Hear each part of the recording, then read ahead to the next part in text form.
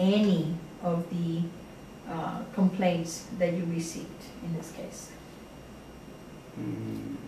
Not that I recall. If it was, it would have been in that document. We also have a complaint number, which is different from the case number. I'm talking about Those are case two number. numbers. Case number? I don't recall another. Okay, so the only case that was open as a result of the Lincoln Brower emails was IG case number 0949SB. Correct. And the only case number that was ever open as a result of the Marta Perez letter was the same 0949SB Correct. case. And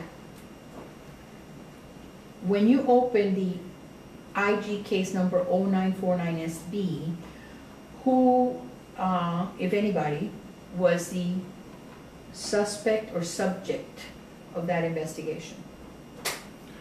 Well, we went by the allegation. It initially started to be in Mr. George Nunez and Deborah Swirsky Nunez.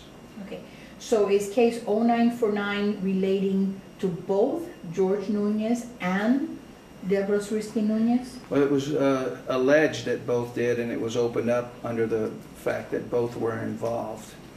You know, and as the case moved forward, it got more focused on one than the other. Okay, I'm just trying to clarify in my mind that there isn't another case separate from 0949 relating to, for example, Mr. Nunez or anybody else? No. There is none? None. Okay, so is it fair to say that because the 0949 case is what we've been examining and dealing with, that the case against Mr. Nunez is now also closed? The IG 0949 Right, the final case. report, yes. Or the draft final has been done. Okay, so there is no open investigation against anybody relating to the allegations contained in those complaints, correct? That's correct. And the people listed as witnesses or suspects or subjects, any designation, whatever you call them, as a result of those three investigations, there is no open IG investigation regarding any of those people, right? That's Object to correct. form. Okay, that's correct.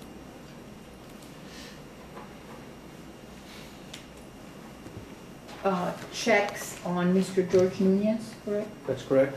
And that included financial information checks? Wage and hour, yes. Did you get any information regarding banking information? I'm trying to look, no, we'd have to probably subpoena that. This is just our analyst. Let me see. If you have something specific there No, that I'm you just want to know. asking the extent of your background check, whether it included banking or financial information on Mr. George Nunez. Only wage and hour, I believe, we had. And what was the purpose of doing a wage and hour check? Again, we do like a background analysis when we're looking at this, looking at, you know, how much the person claims they made and those kinds of things. Well, you had access to his payroll records at the school board, correct? Because you have access to all school board It records. may not have been his only source. Okay, so you were looking for other sources of income. Well, we're just looking at that in general to see how it shaped up, you know, whether there were or, you know, just looking at it to see. But there was no allegation you were investigating relating to any misconduct of income or No. other sources of income.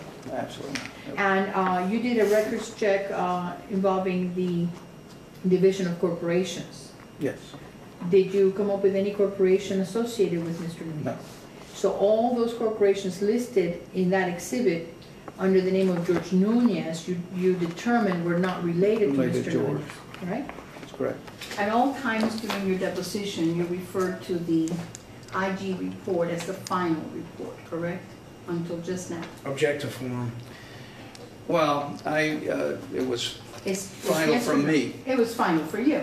And you were the investigator on the case, correct? Well, and what happens in the process, as was read and reviewed again in the ILA, the 10-day responses, and then once those are attached, it really officially becomes final. Okay, but that part of the report that involves you is final, Object to correct? form. To my knowledge, yes. And the only thing missing from that report that you prepared and filed are whatever statements the 10-day letter generate. Objective form.